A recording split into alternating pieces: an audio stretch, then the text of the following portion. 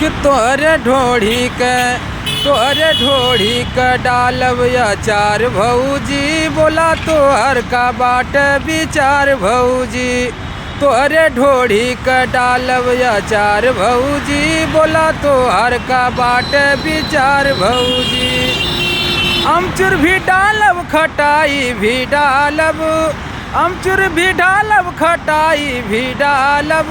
सुचा तेल हम मन राई का डालब, सुचा तेल हम मन राई का डालब।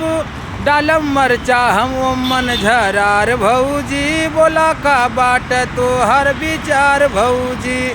डालब मरचा हम मन झरार भौजी, बोला तो हर का बाट विचार भौजी। खैल न होई कोई ढोढ़ी का अचरवा, खैल न होई कोई ढोढ़ी का अचरवा।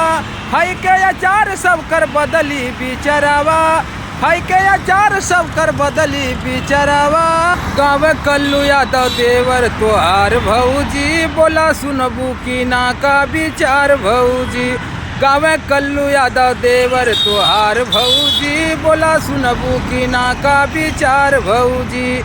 ए भैया, बहुत ढोढ़ी पर गाना लोग सुनले रहला है और हमरो मूड मिजाज बनल कि ढोढ़ी पर एक दो लाइन हमहू गाना बना दे।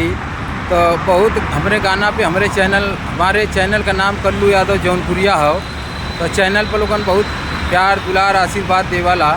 तो ये गाना हमारा ढोढ़ी का भी 2 लाइन का जाता, तो इतना भी आशीर्वाद का कामना रही। नमस्कार, प्रणाम, सीताराम।